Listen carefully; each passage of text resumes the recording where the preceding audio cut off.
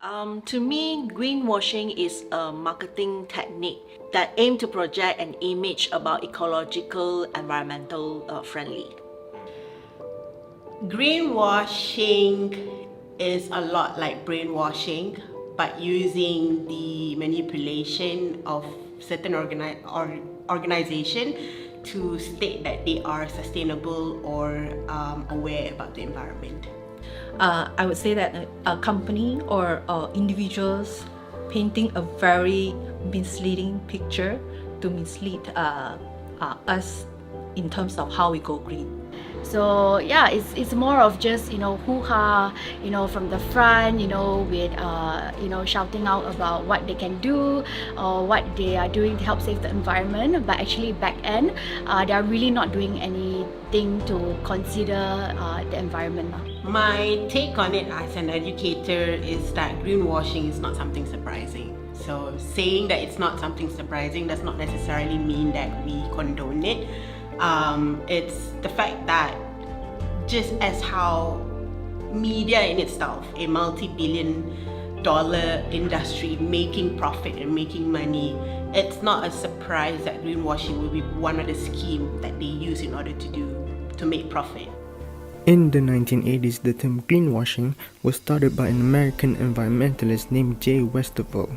In an essay in 1986, he wrote about such environmental claims from companies and the irony of a hotel.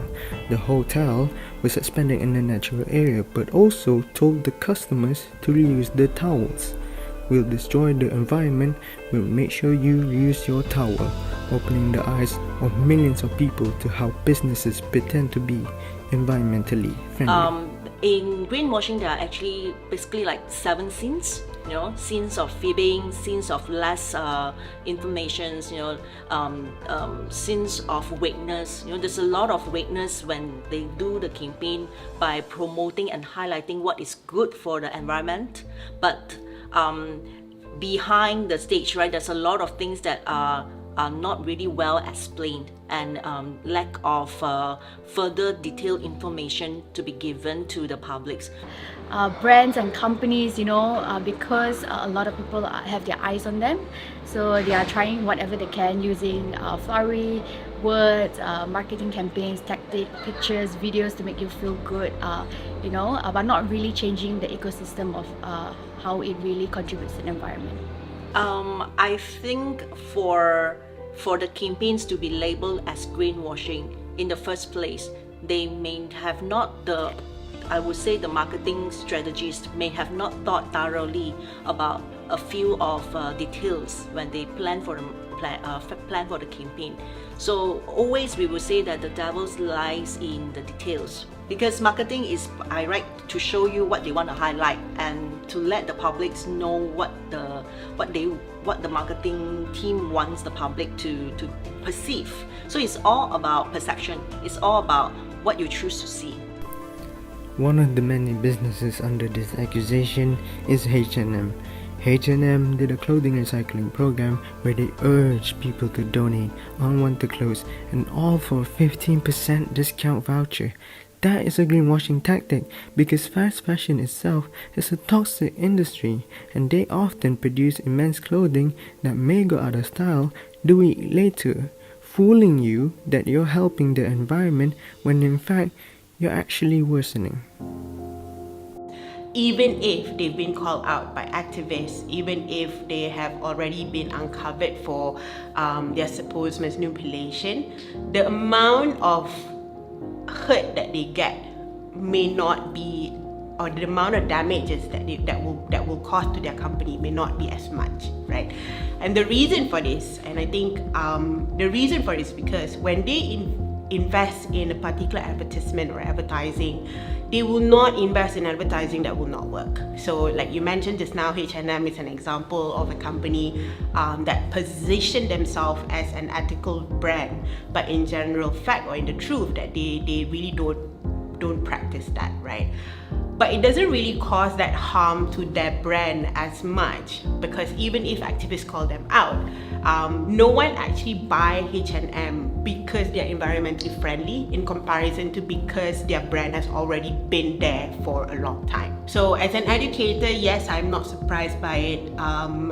At the same time, what I do is to give awareness to the students, to get them educated and aware about this matter, so that later when they become content creator themselves, or when they become people with power, with control in the media industry, they will be able to kind of stray away, hoping that they will be able to stray away from not using the same kind of practice in the future. This is where we use the formative years to hopefully get them to realize that in the future they have to make the right decision, not just for the company to make money, but also for the environment, so that it's sustainable for the people that they're working with, so that the connection will last for a long time.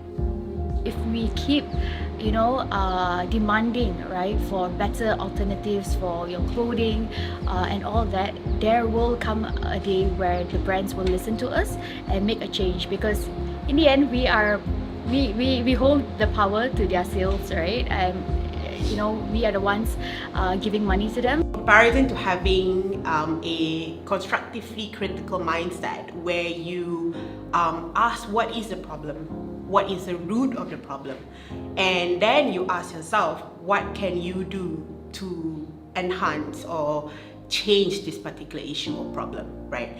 And I think this is what my student at first level have to do, being aware of it and being constructively critical on it, right? So I think that is the best way right now. So awareness, eventually having that kind of power by the people or the future practitioners to make the right decision, and at a national level, a policy formulation as well as evaluation to ensure that whatever that's happening is eventually abated. When we ask our vendors to to start selling without plastic, without a lot of things, right, they are so skeptical and scared. But we really educate them, this is how we can do it. We will call the right consumers to see, to experience it. You don't have to feel rejects, because we create the environment for everybody, for the vendors and the customers. So yeah, I think as long as you are trying to improve, right, trying to put steps in place for you to turn your business into a more sustainable one, I think people will notice, right? So you don't even need to do like huge marketing campaigns, right? People will find you if you yourself are practicing sustainability.